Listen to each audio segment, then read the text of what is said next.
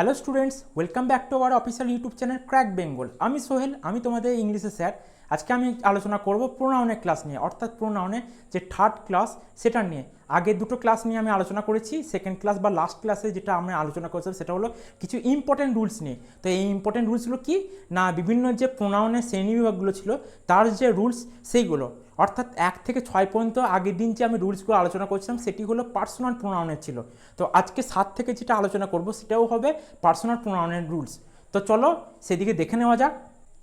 তো আজকে আমরা 7 নম্বর যে তোমাদের রুলস সেখান থেকে আলোচনা করব। চলো আমরা পরের স্লাইডে চলে যাই। তো দেখো পরের স্লাইডে প্রোনাউনের রুলসগুলো চলে এসেছে। দেখো পার্সোনাল প্রোনাউন আমি বলেছিলাম 7 নম্বর থেকে আবার মানে 1 থেকে 6 পর্যন্ত হয়ে গেছে, এবার 7 নম্বর থেকে শুরু করছি। তো রুল নাম্বার 7 বলেছে, দেখো it is also used in a place of infinite clause and gerund, অর্থাৎ এটি ইনফাইনাইট ক্লজ এবং জেরান্ডের স্থানে বসবে। এক্সাম্পল দেখো, এখানে এক্সাম্পল 1 2 3 4 করে করেছি। তো দেখো এখানে দিয়েছে, সরি 1 2 করে দুটো করেছি। তো দেখো এখানে প্রথম পয়েন্টটা বলছে using it for an infinite clause, infinite ক্লজের জায়গায় মানে ইটটা ব্যবহার করব। তো দেখো 1 নম্বর পয়েন্টটা বলছে using it for an infinite clause, অর্থাৎ ইনফাইনাইট ক্লজে আমরা ইট ইউজ করব। তো দেখো এখানে উইদাউট ইট দিয়ে কি হচ্ছে সেন্টেন্স না, হচ্ছে to learn a new language is difficult, একটা নতুন ভাষা শেখা কষ্টকর। উইথ ইট দিয়ে কি হচ্ছে দেখো, it is difficult to learn a new language, অর্থাৎ নতুন ভাষা শেখা কষ্টকর হয়। এবার আসবো আমরা 2 নম্বর পয়েন্ট নিয়ে। 2 নম্বর পয়েন্টে দেখো বলেছে ইউজিং ইট ফর এ জিরান্ড, অর্থাৎ জিরান্ডে আমরা ইট বসাবো। এবার দেখো উইদাউট ইট দিয়ে কী হচ্ছে না, সুইমিং এভরিডে ইজ হেলদি, প্রতিদিন সুইমিং করা স্বাস্থ্যের পক্ষে ভালো। উইথ ইট দিয়ে দেখছি it is healthy to swim everyday, অর্থাৎ প্রতিদিন সুইমিং করা স্বাস্থ্যের পক্ষে ভালো হয়। এবার আমরা চলে আসবো নেক্সট স্লাইডের দিকে। তো নেক্সট স্লাইডে দেখো রুল নাম্বার 8 চলে এসছে। রুল নাম্বার 8-এ বলেছে it is used for non living things, animals, infants and insects, অর্থাৎ ইট ব্যবহার করা হয় নন লিভিং থিংস বা নির্জীব বস্তুর ক্ষেত্রে, অ্যানিম্যাল বা প্রাণীর ক্ষেত্রে, ইনফ্যান্টস বা শিশুর ক্ষেত্রে এবং ইনসেক্টস বা পতঙ্গদের ক্ষেত্রে। They is the plural form of it, অর্থাৎ দে হলো এর বহু বচন, ইটের বহু বচন। এক্সাম্পল দেখো নন লিভিং থিংস দিয়ে আমরা করছি। সিঙ্গুলারে দেখো বলেছে the book is on the table, it is red, বইটি টেবিলে রাখা আছে, সেটি লাল বর্ণের। দেখো এর প্লুরাল ফর্মে আসি, the books are on the table, they are red, অর্থাৎ বইগুলি টেবিলে রাখা আছে সেগুলি লাল বর্ণের। এরপরে আমরা চলে আসবো অ্যানিমেলস দিয়ে। অ্যানিমেলস দিয়ে দেখো সিঙ্গুলারে বলেছে the dog is barking, it is hungry, অর্থাৎ কুকুরটি ঘেউ ঘেউ করছিল, সে খুবই ক্ষুধার্ত। প্লুরাল ফর্মে দেখিয়েই আমরা the dogs are barking, they are hungry, অর্থাৎ কুকুরগুলি ঘেউ ঘেউ করছিল, তারা ক্ষুধার্ত। এবার আসবো আমরা ইনফ্যান্টস বা শিশু দিয়ে। তো দেখো এখানে সিঙ্গুলারে বলেছে the baby is sleeping, it is calm, অর্থাৎ বাচ্চাটি ঘুমিয়ে আছে, সে খুব শান্ত। এবার প্লুরাল ফর্মে আসি এর। তো এখানে বলেছে দ্য বেবিস আর স্লিপিং, দে আর কাম, অর্থাৎ বাচ্চাগুলি ঘুমাচ্ছে, তারা শান্ত। এবার আসবো আমরা ইনসেক্টস বা পতঙ্গ দিয়ে।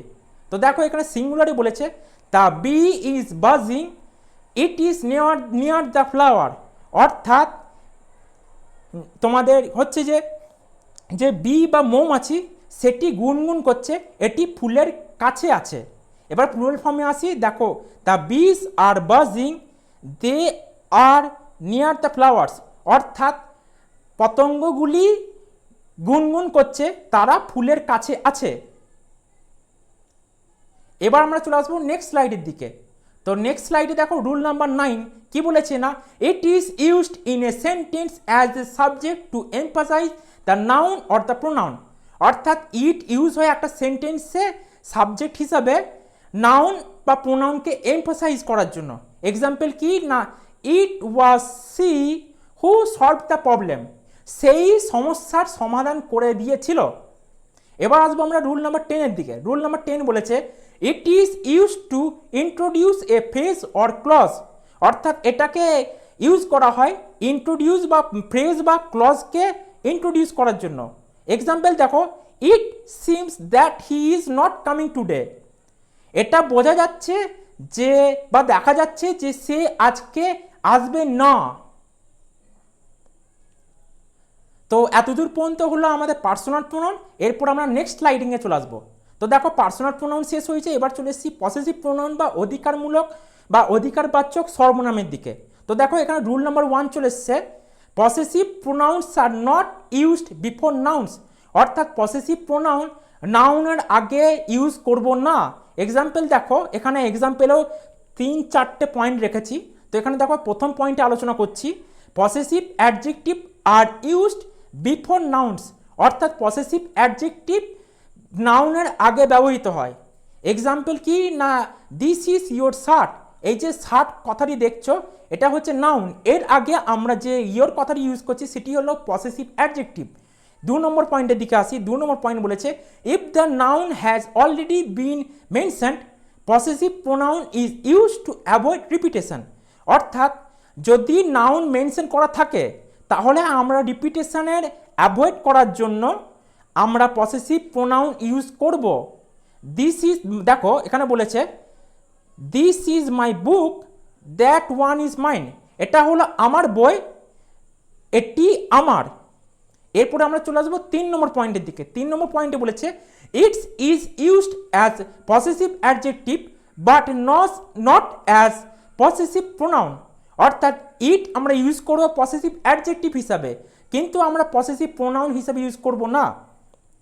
তো দেখো এখানে দিয়েছে যে দ্য ডগ ওয়াকড ইজ টেল, অর্থাৎ কুকুরটি তার লেজ নাড়াচ্ছিল। এখানে দেখো বলেছে in this case it's is used as a possessive adjective, যদি এই রকম কেসে ইটসটি পসেসিভ অ্যাডজেক্টিভ হিসাবে ব্যবহৃত হয়, it can not be used as possessive pronoun, অর্থাৎ এটি পসেসিভ প্রোনাউন হিসাবে আমরা ব্যবহার করতে পারবো না। ইনস্টিড ইউ উড সে, তার পরিবর্তে তুমি বলতে পারো the tail belongs to the dog, it is its, অর্থাৎ লেজটি কুকুরটির, এটি তাহার।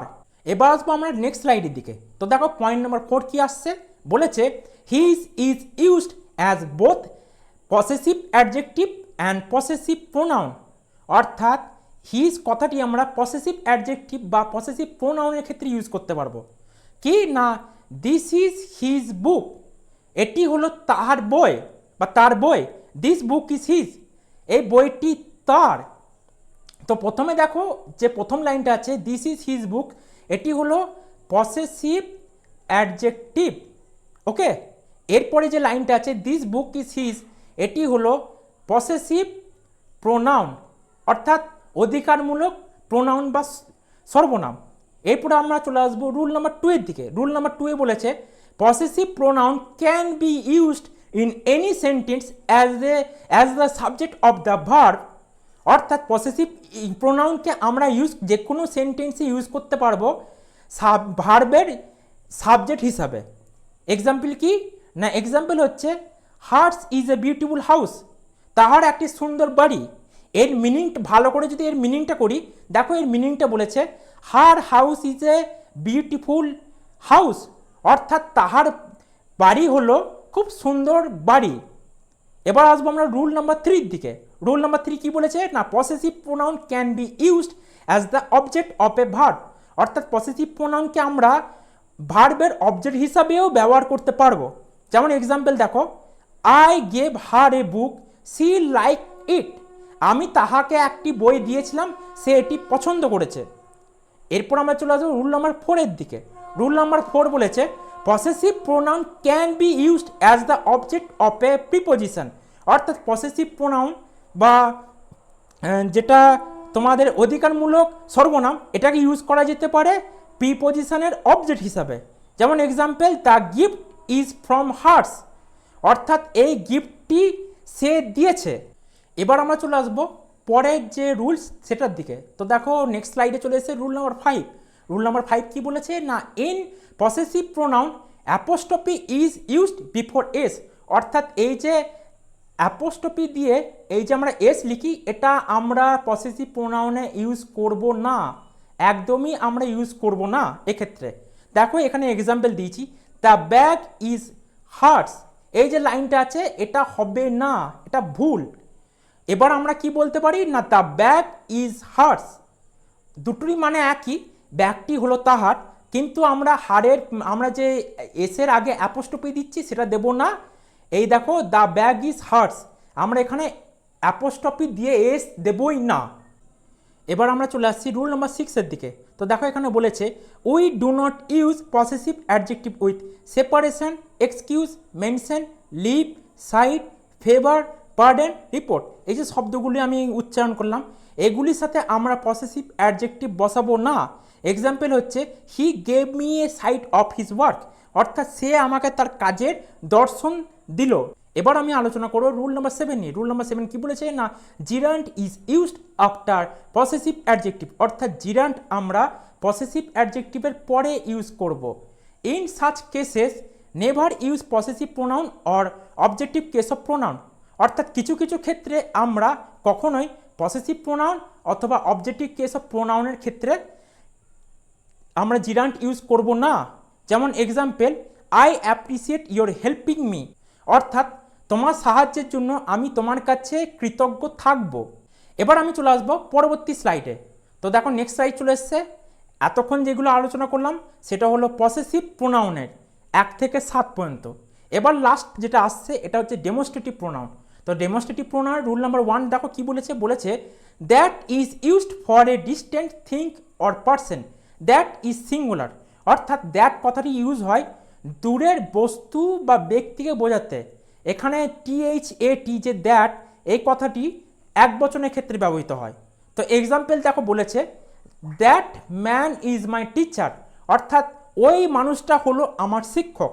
দেখো ওই মানুষটা কেন বলছে না, ওটা দূরের মানুষ, দূর থেকে বোঝাচ্ছে বা নির্দেশ করছে, তাই দূরের মানুষটিকে বোঝাচ্ছে।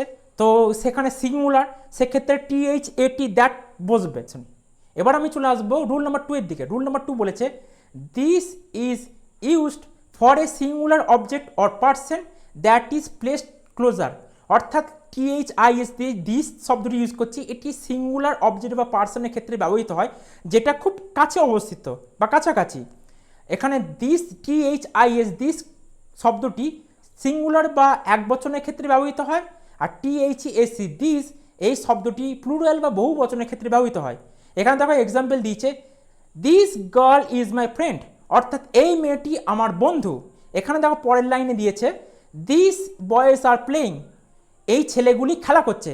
এখানে THIS দিস কেন সিঙ্গুলার না, এখানে একটি মেয়েকে বলছে, ওই মেয়েটি আমার বন্ধু, যেহেতু সিঙ্গুলার নাউন সেহেতু এখানে দিস কথাটি ইউজ করছি। তারপরটা দেখো দিস বয়েজ, এখানে বয়েজ মানে একের অধিক আসছে, সেই জন্য THAC দিস কথাটি ব্যবহৃত হচ্ছে।